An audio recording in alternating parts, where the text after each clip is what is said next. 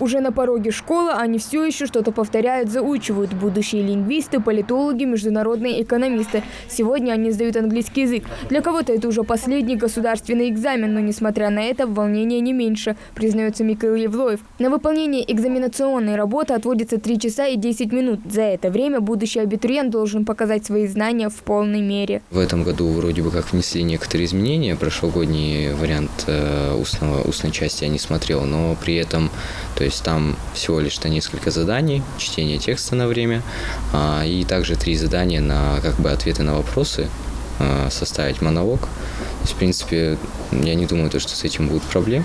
Разговорный уровень у меня немного получше, чем письменный, поэтому, думаю, для учеников нормально пройдет.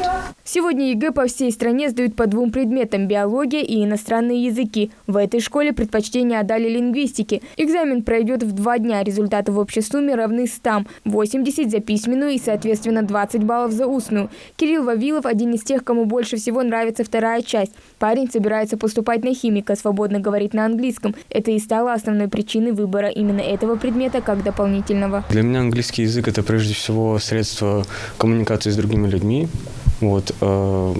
Практически треть земного шара говорит на английском, и очень важно понимать, о чем другие люди говорят. В тестировании принимают участие более 100 учащихся. За ходом экзамена, а также соблюдением всех предусмотренных правил следят общественные наблюдатели. Кроме того, во всех 19 аудиториях находится по 2 организатора. Экзамен по иностранному языку. Дети сдают английский, немецкий, французский.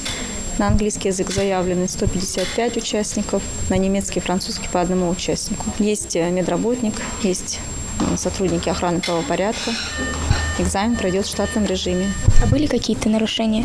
Предыдущие экзамены нарушения были, которые заключаются шпаргалки, типичные нарушения, и стараются пронести телефон, конечно же. За любые нарушения участники экзамена удаляются с правом пересдачи только через год. Все как на ладони. За каждой партой по 1 человеку рассаживают ребят в шахматном порядке, чтобы каждого из них отчетливо видела камера видеонаблюдения. Делается это ради прозрачности экзаменационного процесса. Асимир Гагиев уверен, такие правила и все нововведения только на пользу. Я думаю, что то, что делают КИМы прямо на месте, я считаю это правильным, чтобы не было никаких поправок. Это делается для учеников, чтобы им было легче сразу проверить все. Желаю каждому, чтобы он поступил туда, куда хочет, терпение по тому направлению, которому он хочет, чтобы все у всех получилось.